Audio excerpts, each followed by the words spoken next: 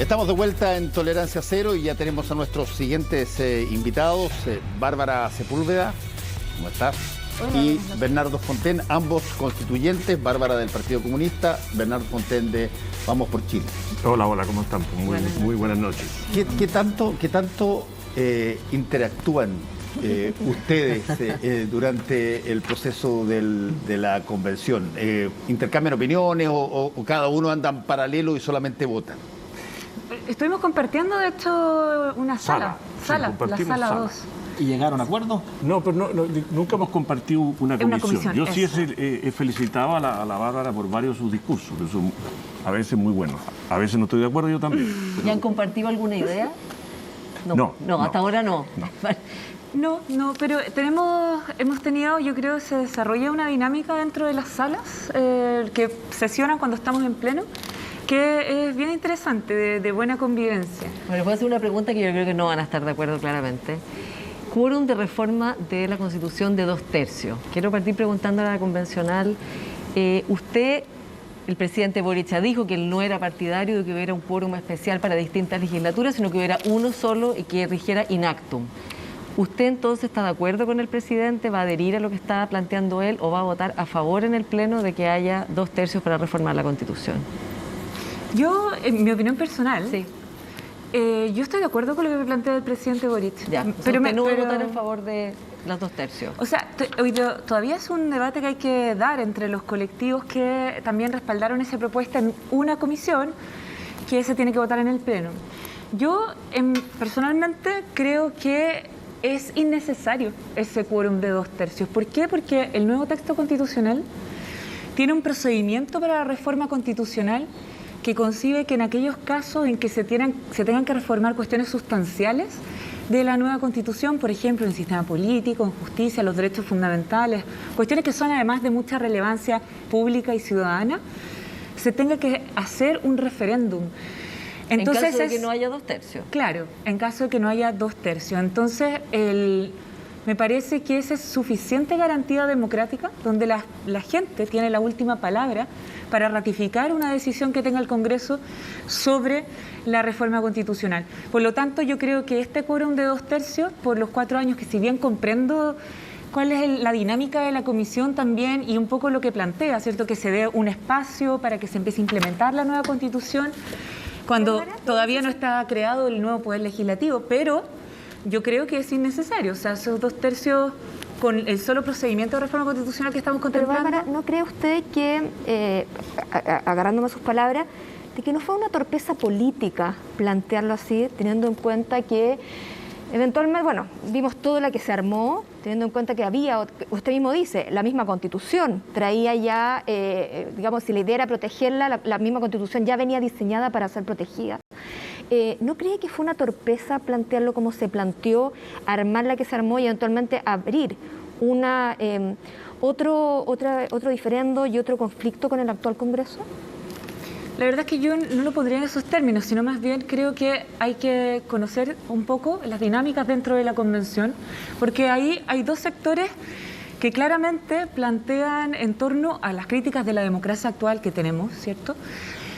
Yo creo que hay dos desconfianzas que se encuentran. Hay un sector que desconfía de la gente y de las decisiones que puedan tener y por lo tanto de los mecanismos de democracia directa, de los plebiscitos, de los referéndums. Y hay otro sector que desconfía mucho de la institucionalidad que existe, vigente bajo la Constitución del 80, que es una institucionalidad que sabemos ha obstaculizado algunos procesos democráticos, que está pensada también para ser una democracia autoritaria, tutelada, y por lo tanto se encuentran estos dos sectores en la Convención. Yo entiendo perfectamente por la composición política que este tipo de debates se den dentro de la Convención, porque allí, por ejemplo, estos dos temores a veces cuesta que dialoguen y muchas veces se manifiestan en cuestiones como este consenso para poder tener un supraquórum solo hasta que esté implementado el nuevo Congreso. Yo no estoy de acuerdo, pero esa es mi posición personal. Aún nos queda conversar. Volviendo justamente con la pregunta, pero ahora a Bernardo. Acá Bárbara nos decía que no era necesario porque efectivamente ciertas materias sustantivas necesitan un referéndum si es que no se llegan a los 2/3 y por lo tanto no hay que dejar alguna amarra especial. Pero también sabemos que hubo un problema de que no se llegó a un artículo de los 4/7 para el resto de las otras materias. Y quisiera saber su opinión si en el resto de las materias que no se llegó con ese artículo de los 4/7. ¿Hay materias sustantivas que quedaron a ley simple? ¿Y cuál es su opinión sobre los 4/3? Mira, yo creo que lo primero que a mí me gustaría decir que esto de los 2/3 se enmarca dentro de una conducta repetitiva de la ultraizquierda y la izquierda dura y de la convención que ha estado constantemente tratando de meter goles con la mano. Lo vimos cuando partió esto, digamos, y se discutió si se mantenía o no el quórum de los 2/3 en general y esta creación que inventaron de los plebiscitos dirimentes que después nunca funcionó, ¿no? Lo vimos también cuando en las votaciones se vuelve a votar el mismo viernes y jueves. En los artículos transitorios se votaron 40 y tantos normas que no eran transitorias, evidentemente, y que ya se habían votado, como estatizar la minería, ¿no? Y lo vimos de nuevo ahora, ¿no? Lo vimos también con los decretos ley, la idea esta de que el gobierno pueda autoritaria y dictatorialmente dictar las leyes de aplicación de la Constitución. De hecho, hay una norma transitoria aprobada donde el presidente va a poder definir el Consejo de la Justicia por sí solo, una cosa absolutamente vergonzosa. Entonces, yo creo que esto se enmarca dentro de esto. Entonces, ¿qué es lo que pasó? Hay mucho temor con las encuestas. Y entonces, ¿no es cierto? Y hay temor de que, efectivamente, si uno mira la encuesta hoy día, solamente el 11% está de acuerdo con el texto de la Constitución. 1 de cada 10 chilenos no quiere, digamos, 1 de cada 10 chilenos está de acuerdo con el proyecto de Constitución de la Convención. Entonces, al final, yo creo que esto es una cosa que hay que mirar con mucho ojo, porque en el fondo hay un germen de autoritarismo en el proyecto del mundo de Gabriel Boric, y eso es lo que estamos viendo. Pero Bernardo, en ese sentido es contraintuitivo lo que plantea usted, porque justamente en la misma encuesta Cadem de hoy aparece que el 34% estaría por aprobar para reformar, y ponerle cerrojo de 2/3, como se estaba proponiendo, pero que ahora ya la convencional Sepúlveda nos ha dicho que ya está en contra, probablemente esto ya se va a caer. Pero haber propuesto eso va contra exactamente ese 34% que tendría que aprobar para no reformar, y como usted bien dice, solo el 11% estaría hoy día dispuesto a aprobar y que sea tal cual. O sea, iría contra... Bueno, pero es que eso sería contraintuitivo completamente. Claro, es que ese tipo de actitud es lo que explica por qué el gobierno de Gabriel Boric tiene tan poco apoyo. Bueno, pero usted entonces está contento de que, como estamos viendo, probablemente se va a caer eso y no va a quedar ese quórum supramayoritario. Evidente. ¿Usted estaría disponible y su sector estaría disponible para, en la Comisión de Armonización, revisar el quórum de reforma de la Constitución? Porque tampoco es lógico que quede con la mayoría de los que están presentes en la sala. Digamos que siempre hay una regla de la supremacía de la Constitución. Digamos, no puede quedar, tiene que tener un quórum más alto que la reforma de una simple ley. ¿Estarían dispuestos a plantear y ver eso en armonización? Porque para algunos abogados constitucionalistas hay una incongruencia que podría ser susceptible que la Comisión de Armonización dijera: acá hay una incongruencia porque hay un quórum demasiado bajo, por lo tanto esto el Pleno podría resolverlo. ¿Está disponible usted para buscar un buen quórum? A mí me gustaría que la Comisión de Armonización le metiera mucho más tijera al texto en general, pero no son las atribuciones que tiene. Pero hay abogados constitucionalistas que lo plantean así. Es muy posible, pero de acuerdo al... Porque es una incongruencia. De acuerdo al... No, porque esto se votó, es profeso. Hay una decisión aquí, no fue un descuido, no es que, digamos, el quórum de modificación de la Constitución en ciertos temas, como dice Bárbara, muy fundamentales, tiene un quórum alto, 2/3 o plebiscito, y en otros quedó por mayoría porque así fue la decisión del Pleno. Entonces, no es que haya sido una incongruencia, no es que haya habido una distracción, se votó los 4/7 y se rechazó. Entonces no se podría volver a plantear. Entonces, yo leo el reglamento y no veo que en el reglamento actual exista posibilidad de corregir los textos e inventar un quórum. Una última pregunta, ¿y un quórum distinto, por ejemplo, 3/5, que eso no ha sido votado y rechazado por el Pleno? ¿Estaría disponible? Pero es que ya se votó no, pero el 4/7... Podríamos ponernos de acuerdo en una cosa distinta, podríamos decir, ¿cómo se soluciona la incongruencia? Vamos a tratar de arreglar el texto en muchas otras materias y podemos cambiar el reglamento. El reglamento actual no permite eso. Según usted, como le digo, hay debate en torno a constitucionalistas. Bárbara, ¿tú quieres decir algo? Yo discrepo. Primero, es evidente que hay una incongruencia y de hecho las atribuciones a la Comisión de Armonización son diversas. Yo creo que también se ha intentado instalar que se trata de una comisión que tiene solamente la posibilidad de corregir cuestiones de estilo, gramaticales, de sintaxis, ortografía. Pero para eso tú no necesitas una comisión. Evidentemente porque hay una comisión que está conformada por 40 convencionales, la más grande que ha tenido la Convención Constitucional, y que además es altamente representativa de la misma conformación política del Pleno, porque hay que tomar decisiones que son eminentemente políticas. Y en este sentido, desde el orden de los artículos, hasta, por ejemplo, si hay que omitir algunas cuestiones que están repetidas, ahí hay que tomar una decisión. Hay 2 normas que se aprobaron por el Pleno, por cierto que sí, pero si están repetidas, no las vamos a dejar en el texto repetidas, claramente. Hay una que hay que eliminar.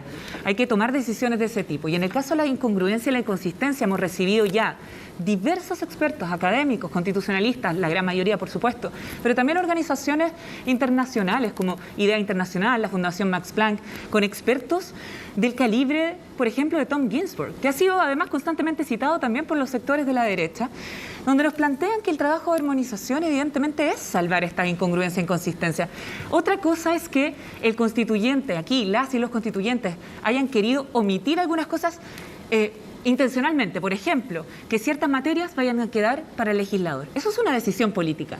Pero no es lo mismo que yo tenga un artículo donde dice, entonces este es el procedimiento, y luego se salta y el último inciso dice, con el quórum anterior, y ahí no hay ningún quórum. Con el quórum anterior se tomarán las decisiones. Ahí hay una inconsistencia, una incongruencia. Específicamente los quórum para reforma constitucional. Para usted, ¿hay una omisión que la Comisión de Armonización puede eventualmente llenar? Por supuesto. Es que no es una omisión. Ahí, de hecho, es una incongruencia, porque literal en el artículo aprobado se hace referencia a un quórum para tomar decisiones que no está allí, y que dice de lo dispuesto anteriormente, o sea, de los incisos anteriores. Si usted dice que hay una incongruencia, pero sabemos que el resto, hay un sector importante de la Convención que piensa que la Comisión de Armonización no tiene las facultades, ¿por qué no llevar al Pleno y reformar las atribuciones de esa comisión, si al final de cuentas, y de esa manera tratar de incorporar más a todos los sectores y construir acuerdos? Eso es lo que está esperando hoy día la ciudadanía. Porque las tiene. O sea, yo... Pero acá Bernardo dice que no las tiene. No, pero es que yo creo que ahí hay un problema interpretativo, por eso... ¿Y por qué no arreglar el reglamento en vez de seguir forzando y de esa manera construir los acuerdos más amplios? No, mira, primero la Comisión de Armonización, o sea, el mandato central es llegar a estos grandes acuerdos amplios. Lo mismo con todas las comisiones del final. O sea, es evidente que tanto en preámbulo, en transitorias, claramente que uno puede decir, bueno, hay una composición, por ejemplo, la Comisión de Armonización, para tomar decisiones tiene que juntar 2/3. Es la única comisión de la Convención Constitucional que se le ha puesto el mismo quórum que al Pleno. ¿Por qué? Porque es evidente que para tomar decisiones del texto final que se le entrega a la ciudadanía, al presidente de la República, es una cuestión tremendamente compleja y hay que tomar decisiones que van a requerir un alto apoyo. Y por supuesto la concurrencia y la discusión. Otra cosa es el reglamento, y con esto solo quiero terminar, otra cosa es el reglamento que sí señala que tenemos las atribuciones para salvar las inconsistencias y incongruencias.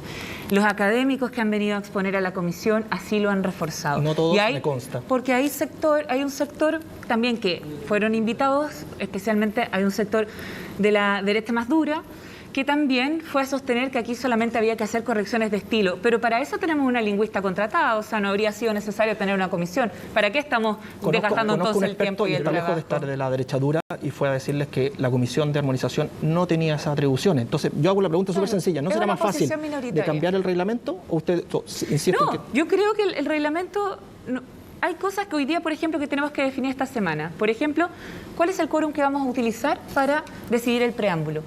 Yo planteo, por ejemplo, que ese quórum sea 2/3, porque el preámbulo, además, no solo la introducción de la Constitución, sino que tiene que ser un texto que recoja ampliamente también las visiones y sea representativo de los distintos sectores.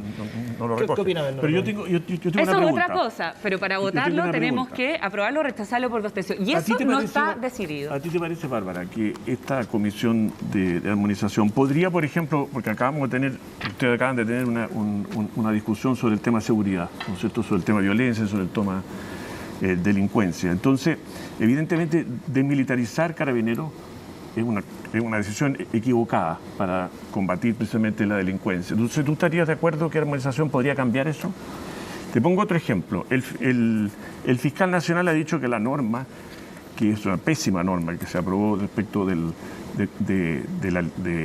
perseguir la colusión, para decirlo en simple, dificulta enormemente el funcionamiento actual de la Fiscalía. ¿Tú estarías dispuesto a que, a ti te parece que la organización puede corregir esas cosas? ¿Puede, por ejemplo, corregir que la minería no esté en la Constitución? Es una cosa muy distinta lo que tú señalas respecto, por ejemplo, de corregir a que yo te estoy diciendo exista una incongruencia. Es distinto que se tome, bueno, por ejemplo, la decisión que a mí me parece correcta, y en esto, por supuesto, disiento de tu posición, en torno a que las policías me parece que es un gran avance que se puedan desmilitarizar, precisamente porque se busca la profesionalización y además tener mejores controles internos y externos de las mismas. Yo creo que hoy día eso es un gran avance en materia de seguridad y por supuesto que tenemos posiciones distintas, pero esas son visiones políticas que se plasmaron en el texto. Otra cosa son las incongruencias y las inconsistencias y que ya sabemos, entre ellas, de repente hay vacíos que dentro de un sistema, si existe un bache, claramente una labor es mejorarlo. Y eso no implica torcer la voluntad del Pleno ni nada. De hecho, el reglamento contiene esas atribuciones y por eso me parece que no es necesario reformarlo. Pero ves tú, en el fondo, te fijas tú, es siempre meter los goles con la mano. Cuando se trata de algo que beneficia a ustedes, obviamente hay armonización, obviamente hay cambio de reglamento, hay todo lo que sea necesario. Pero cuando se trata... ¿Pero un quórum mejor de reforma no beneficia a todos? Porque se ha discutido mucho de que no es democrático poner tanto cerrojo. Yo creo que el texto está lleno de errores técnicos. Y me parece con sentido práctico que es indispensable que se pueda modificar. Porque hay muchas cosas que no van a funcionar. Entonces, y puedo dar una cantidad de ejemplos concretos. Entonces resulta que me parece que hay que, desde luego, permitir que esto se pueda corregir digamos, inmediatamente. Esta idea de bloquearlo por 4 años parece absurdo, ¿no es cierto? Y creo que eso es correcto. A ver, es bueno. Bernardo, hay una percepción en mucha gente, no sé si que mucha es la palabra, pero bastantes personas que incluso salen abiertamente a decir que muchas cosas de esto que pasa por, y las enumero, voy a decir tal cual como se dicen, porque en realidad lo que se eligió fue un grupo de payasos. Cito. Segundo, porque ahí no hay nadie que sepa de Constitución, o hay muy pocos que sepan de Constitución. Tercero, porque no se pueden hacer constituciones que son cartas fundamentales con personas comunes y corrientes que ni siquiera han tenido posgrado o que han tenido. Tanto así que hay algunos que incluso están promoviendo que se genere un grupito de expertos para eventualmente tener una tercera vía en ese sentido. Pero es impresionante, no sé si ustedes lo han percibido, es impresionante como las personas que están en contra de la convención, y que no son solamente personas de derecha o extrema derecha, que están en contra, han generado una visión de que ustedes, los 154 que quedan, son personas incapaces de generar una constitución. ¿Por qué? Porque múltiples razones. No son abogados, no son constitucionalistas, no son. Hacer una constitución con gente común y corriente es de las peores idioteces que se han hecho, cito, de las peores idioteces que se han hecho. ¿Qué tanto ustedes creen que los problemas que tienen de alguna manera alimentan esa percepción o esa impresión respecto de los convencionales? Sí, yo agregaría además el factor de que las personas, más allá de cuál sea su opinión de la capacidad técnica de las y los convencionales, sí que resienten, y eso lo muestran todas las encuestas, la confrontación, el conflicto, que no haya un diálogo fructífero, sino que haya atrincheramientos en distintos grupos y que eso está afectando también la mirada respecto del plebiscito. Claro, yo creo que yo no estoy de acuerdo que sea un circo ni que haya payaso, nada de todo eso. Pero sí creo que efectivamente esto es una convención ultra polarizada y ultra dominada por intereses muy, muy particulares, muy específicos de distintos grupos, y con muy poca visión de conjunto, donde nunca hubo en realidad el esfuerzo por construir colectivamente un texto que representara a la amplia mayoría del país, que no es la amplia mayoría que está en la convención. Y creo que hay cosas bien importantes. Por ejemplo, el sentido común no fue elegido en la convención. el buscar estudio. Yo soy el único economista en la convención. Yo he hecho un esfuerzo inmenso por tratar de que en los temas veamos cuál es el efecto de las medidas, que se tengan números, se tengan estudios. Uno puede estar de acuerdo o no con los estudios, pero eso obviamente ayuda a una decisión. Aquí se redactó una constitución con pura pasión, sin considerar la razón. Y por eso tenemos un texto que le falta sentido común y que desilusiona a las personas, porque en el fondo está enfocado en muchos temas que no son las prioridades de los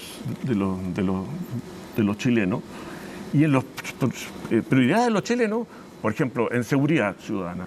Bueno, lo único que hay son medidas para debilitar la capacidad del Estado para combatir la delincuencia, el narcotráfico. Imagínense que, por ejemplo, ahora un ex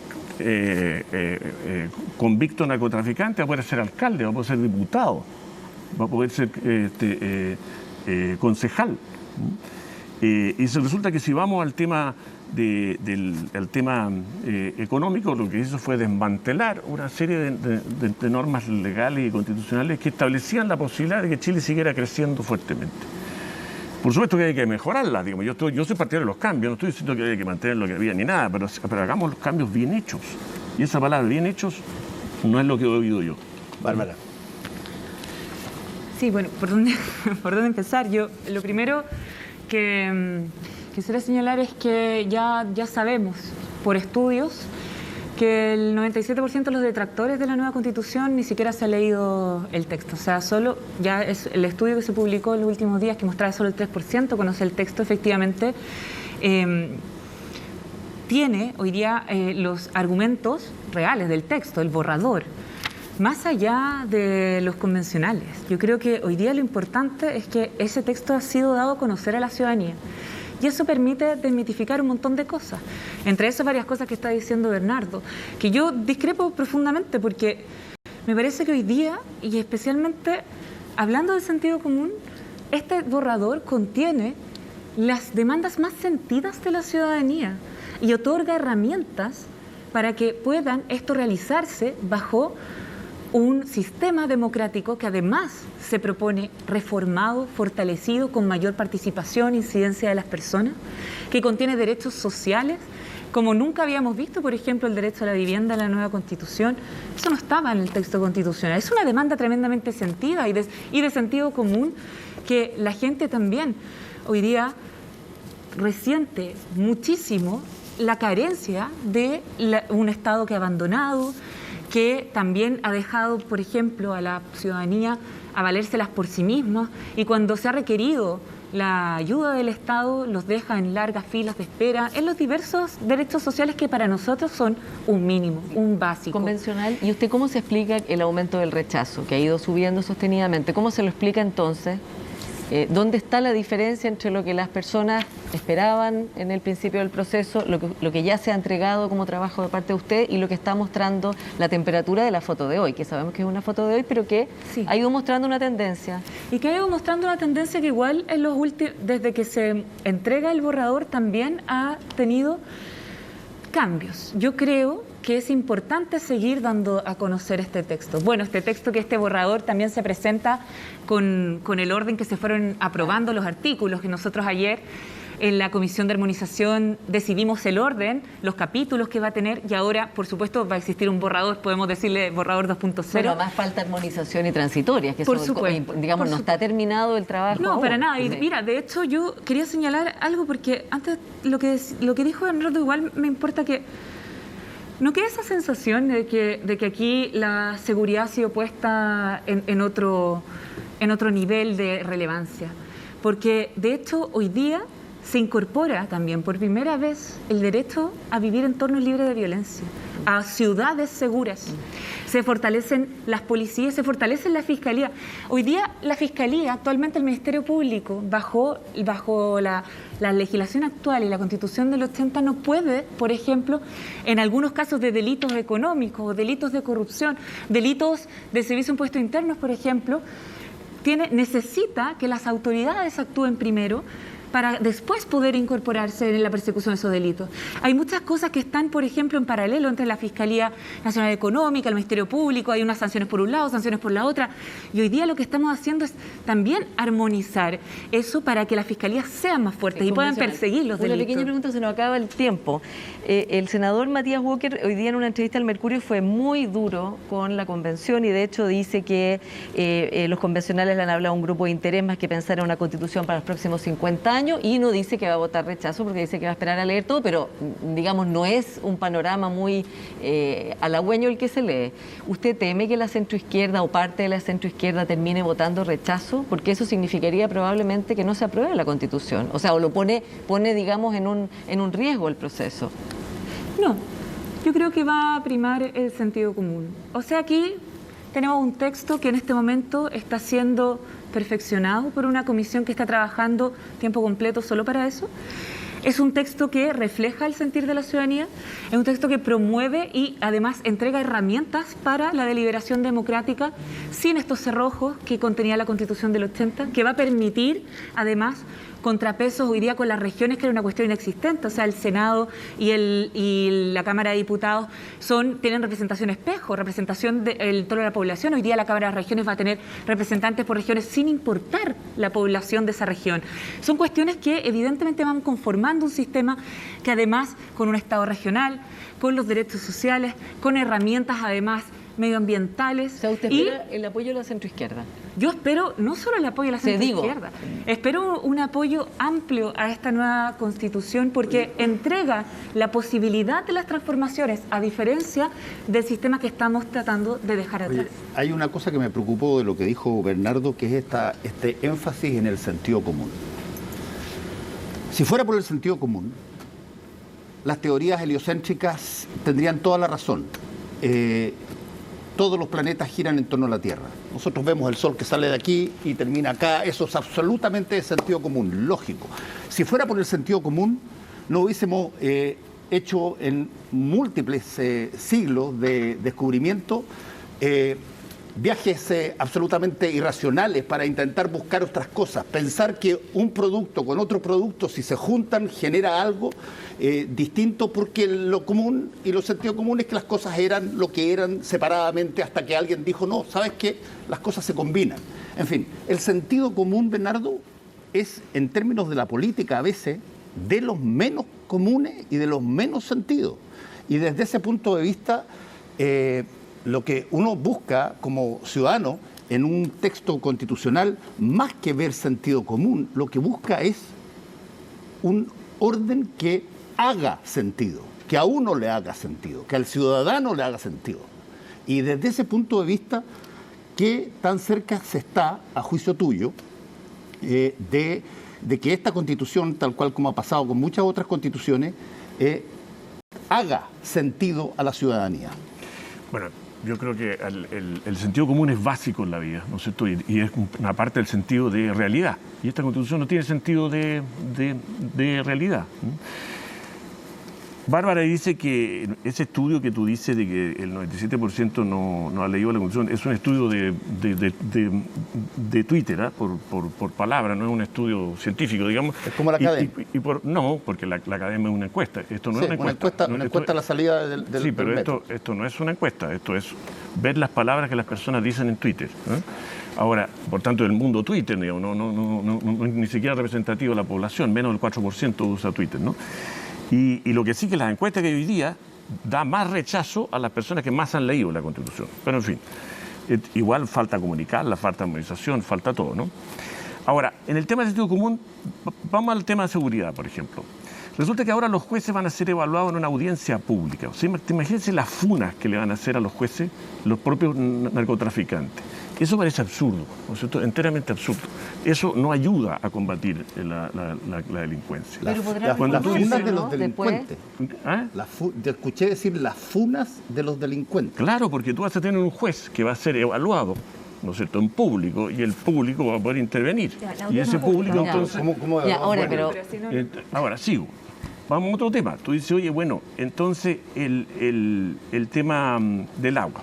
Perdón, es que Sí. tú dijiste que van a ser evaluados en público. Es decir, Sí, va a haber es una audiencia pública. Va a haber un momento donde los jueces van a tener nota y va a haber todo y va a ser Lo que transmitido por dice que televisión. va a ser en audiencias públicas. No, eso es lo que así dice. no funciona. Bueno, pero dice Es un audiencia problema pública. porque eso. los dos están haciendo la Constitución Bueno, y tienen opiniones ¿para qué veas tú diferentes. qué confuso? Yo creo que- Bueno, pero déjame seguir. Es importante leerla y hacer referencia a terminemos los la artículos. funa, a ver qué. Sí, o sea, es que es súper importante, está bien. Una cosa es lo que puede haber entendido del texto y otra cosa es lo que dice el texto.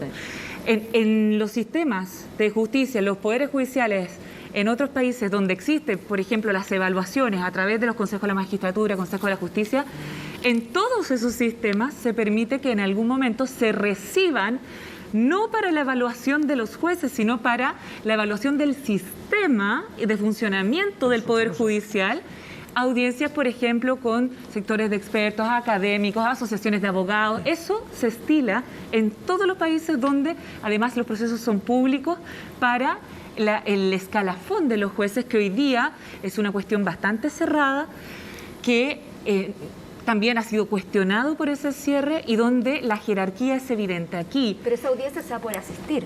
pero no, lo que dice no, el no, texto se Bárbara, recibe es una cosa personas muy así simple. como nosotros. Dice que se evaluarán en audiencias públicas. No, dice que se nada de lo que está evaluarán, diciendo. que se evaluarán su En audiencias públicas, eso es lo que que dice. se permitirán No que parece. existan audiencias. La audiencia pública no significa esta exposición Bueno, como en eso es un una tribunal interpretación tuya. popular. No, así funciona en otros países, Bernardo. Es posible. pero no- Es posible, no no, podemos esa es asegurar. la práctica. Y yo también, o sea, yo creo que también hay que tener aquí, primero, hablar del texto como el texto realmente dice las cosas. Dice Y en audiencias segundo, públicas. hay que ser bien responsables porque esas audiencias significa que se puede oír por el Consejo de la Justicia, no el juez ahí siendo dilapidado por una turba. O sea, no sé qué estarás Sí. pensando tú, Bernardo, pero ahí el Consejo de la Justicia recibe audiencia y dice, mire, ¿sabe qué? En los tribunales de familia las mediaciones no han funcionado porque faltan expertos en esta área, o los niños quizás no han sido bien protegidos en la audiencia respecto de violencia intrafamiliar. ¿Y por qué nosotros hicimos un estudio en esta universidad o somos la asociación de abogados que Pero además eso no litigamos sería una familia? audiencia pública. Eso es una audiencia pública porque tú sería una recibes... audiencia privada. Eso Quizás es- solamente el consejo y el Es que juez, se ¿cuál es el denomina, público? pucha, Bueno, Bernardo, claramente es que ahí- tenemos Hay diferencias. una diferencia. No, Sí, pero claramente yo quiero hacer una Pero es que esta pregunta. no es Sí, una diferencia sí, de interpretación, sí, así es funciona. una- La audiencia se le denomina pública no porque estás en una tribuna, Bárbara Bernardo. sino porque tú invitas Déjeme llevarlo al a otro tema. público a participar. Déjeme llevarlo a otro tema. Tenemos acá a usted del Partido Comunista, tenemos un economista y yo creo que acá hay alguna preocupación en común que me gustaría saber Soy la opinión. abogada. Y abogada también. Sí. Sobre el derecho laboral, ¿cómo opina usted que está el derecho laboral en este nuevo texto? ¿Qué opina usted de las huelgas como han quedado establecidas, de la negociación ramal? A su juicio, ¿es un texto que va en la dirección correcta? Y después también me gustaría dejarle la palabra a Bernardo. Por supuesto que va en la dirección correcta. Yo creo Bueno, que queda muy poquito tiempo, así que Ok, Dale, y Bernardo, ¿a dale, usted le bueno, parece? va a Bernardo. solo eso es A usted sí, le gusta. una demanda, ¿Y a usted, sí, tremendamente sentida. Además, que la disgregación hoy día, la posibilidad de negociación de los trabajadores es muy disminuida precisamente por la legislación vigente y la imposibilidad muchas veces de poder articular ciertas demandas que son las mismas por los sectores de productividad y los sectores además Ok, ¿y de usted, Bernardo, qué opina al empresariales. respecto? Y aquí hay una cuestión Un bien minutito. interesante en el texto. Por favor, para dejarle No el solo tiempo la a Bernardo. negociación ramal, sino que me parece que hoy día de verdad se garantizan los estándares internacionales en la materia y hemos dado un salto importante democratizando también el mundo del trabajo. Mira, Venga, bueno, muy para, corto, por para decirlo en corto, ¿no? La negociación ramal es una lápida para las pymes, que van a estar obligadas a pagar un sueldo que no son capaces de pagar, y una lápida para todos los jóvenes y toda la fuerza laboral que no está en industrias muy sindicalizadas, que es la enorme mayoría, porque en Chile solamente 1 de cada 8 trabajadores está sindicalizado.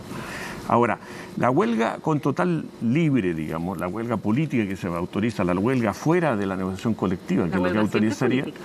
No, por supuesto que no. Yo favorezco y apoyo 100% que haya una huelga dentro de la negociación colectiva, porque eso es una huelga por los intereses de los trabajadores, por mejorar sus condiciones laborales. ¿Ya? Pero eso es muy distinto a lo que se autorizó ahora, que es que podría haber una huelga por cualquier razón, para echar el gerente, para echar el ministro. por apoyo a la guerra a Ucrania, por lo que fuera. Eso es lo que está, una huelga sin límite. Y esa huelga sin límite va a perjudicar enormemente no solo a las empresas, a los dueños, sino que a los consumidores, ¿no es ¿Tú cierto? crees que los trabajadores van a hacer huelga por la guerra en Ucrania? No, yo creo no. que estamos también...